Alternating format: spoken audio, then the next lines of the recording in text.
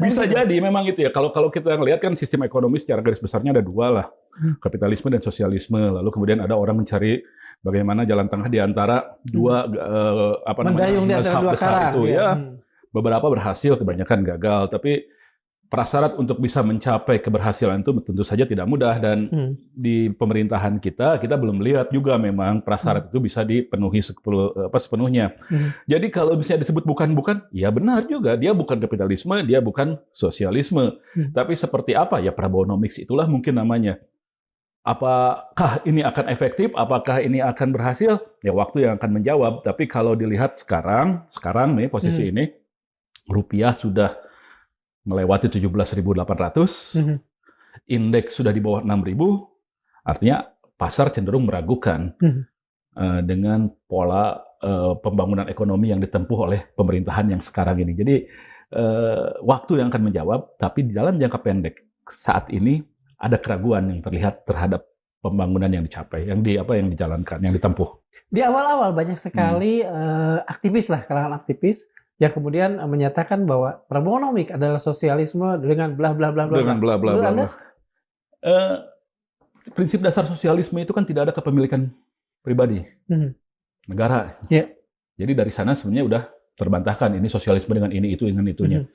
Prinsip dasar sosialismenya sudah terbantahkan. Tapi yang jelas mungkin itu lebih cocok dengan sebutan ya state capitalism, kapitalisme yang didrive oleh negara, didorong oleh negara, dan itu dilakukan juga oleh Singapura, dilakukan juga oleh China sebetulnya gitu.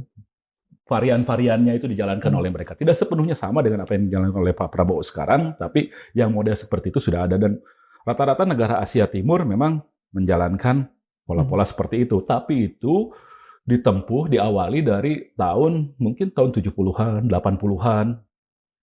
Dan sekarang yang dipetik adalah hasil-hasilnya. Nah, kalau kita baru mulai sekarang, ya mungkin kita perlu waktu yang lebih lama lagi untuk mengetahui hasilnya akan bisa sebagus negara-negara Asia Timur atau malah jadi seperti negara-negara Amerika Latin. Kita nggak tahu. Kita nggak tahu nantinya akan seperti apa. Seperti yang saya bilang di awal, untuk jangka pendek ini pasar cenderung ragu dengan cara itu. Oke, karena begini, ada yang mengatakan bahwa setiap era itu memiliki elan vitalnya masing-masing. Kalau tadi dikatakan bahwa mereka, negeri-negeri yang sekarang kelihatan cukup makmur dengan cara itu, dan mereka melakukannya 20 tahun yang lalu, itu kan artinya mungkin saja era itu sudah berakhir, begitu? Ya, mungkin apakah yang dilakukan sekarang jadi anakronisme gitu ya, sesuatu yang nggak pas dengan sejarah ya, dengan waktunya pas dengan gitu. waktu, betul. Itu juga belum tentu, karena memang ada negara-negara yang baru memulai dengan pembangunan setelah tahun 90-an, Bosnia Herzegovina misalnya, atau juga Macedonia Utara, misalnya itu baru-baru dimulai juga, negaranya baru terbentuk. Pecahan Rusia, pecahan Soviet. Cara-cara itu ya tetap mereka jalankan juga. Jadi waktu tidak terlalu menentukan gitu loh, untuk pola ini dipakai atau tidak dipakai. Ya, tapi yang jelas kalau pemikiran mazhab ekonomi biasanya juga memiliki semacam kemampuan untuk menyempurnakan dirinya terus-menerus gitu. Kapitalisme sedikit banyak juga bergeser ke tengah dikit, sehingga peran negara dilibatkan di sana. Tidak hanya di negara-negara yang menjalankan state capitalism, di negara yang murni kapitalisme sekalipun, peran negara juga terlibat di sana. Donald Trump sekarang ada aktif benar gitu loh untuk melakukan itu semua.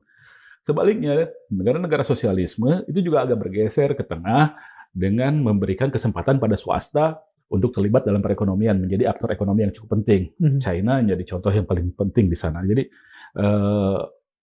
ada kecenderungan untuk melakukan perbaikan terus-menerus di setiap pemikiran ekonomi supaya terus-menerus sesuai dengan kebutuhan yang mereka alami pada saat itu dijalankan di negara-negara itu. Sistem yang tengah dijalankan oleh Pak Prabowo ini sebaiknya tidak dikasih nama apapun, karena dia juga kan bagaimanapun satu sistem itu ya ada paradigmanya, ada ontologinya gitu kan. Ya, ada aksiologi, ada epistemologi ya.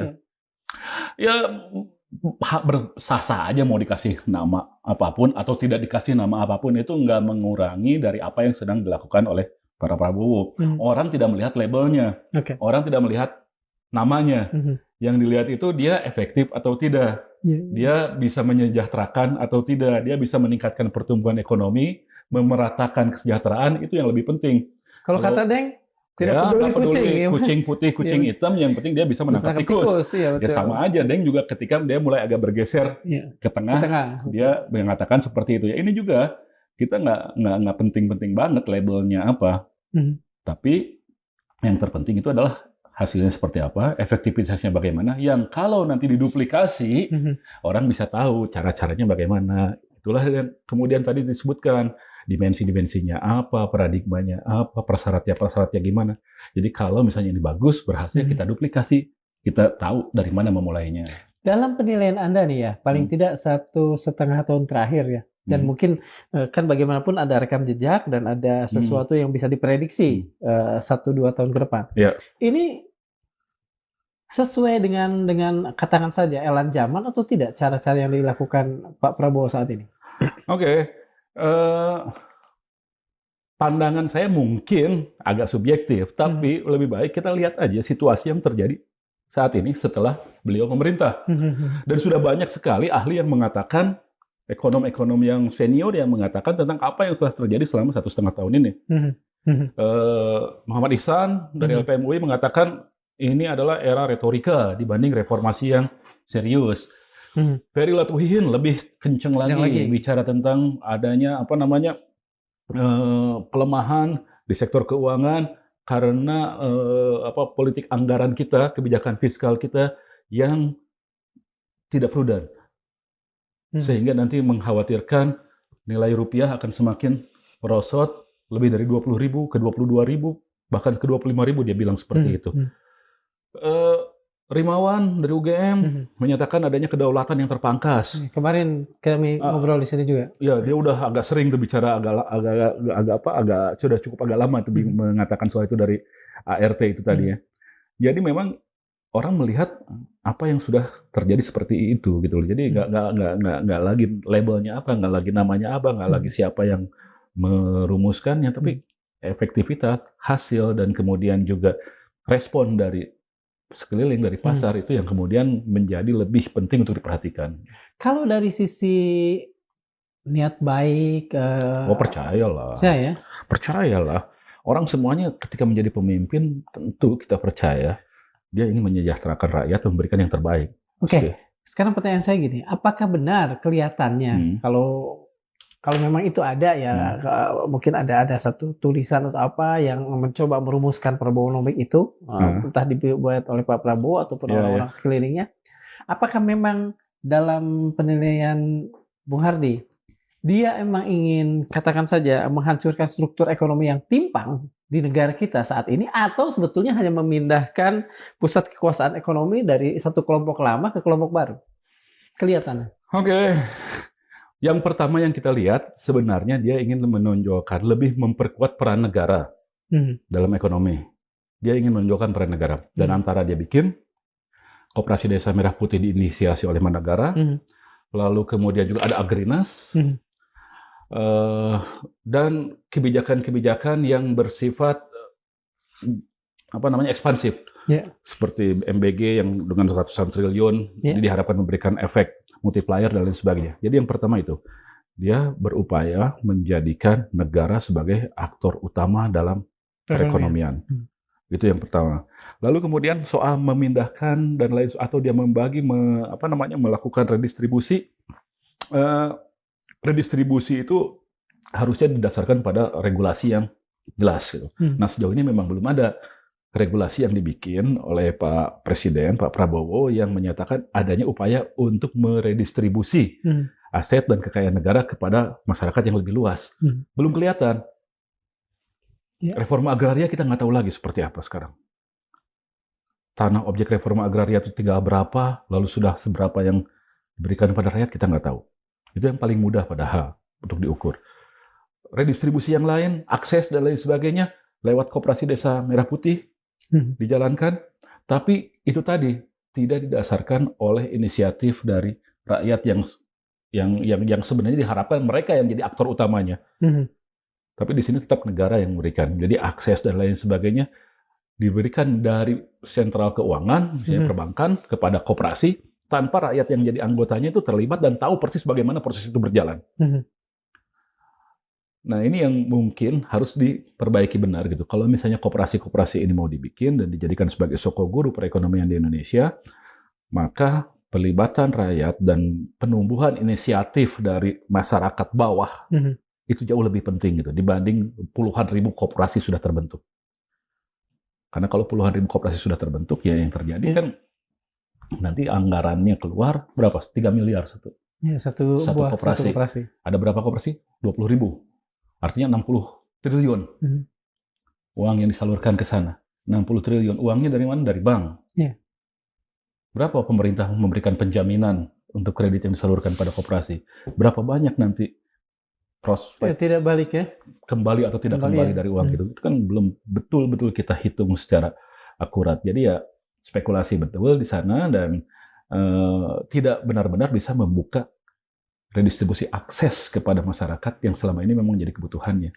Kalau dalam penilaian Anda, Bung Hardy, apakah cara-cara sekarang melakukan pembangunan bangunan-bangunan koperasi Desa Merah Putih terlebih dahulu, sebelum terlebih dahulu membuat tadi kan motivasi untuk berekonomi di kalangan publik, itu sudah merupakan salah kaprah yang parah yang tidak bisa kita tarik lagi? Ya, prinsip koperasi itu kan, bahkan koperasi itu anggotanya itu kan individu.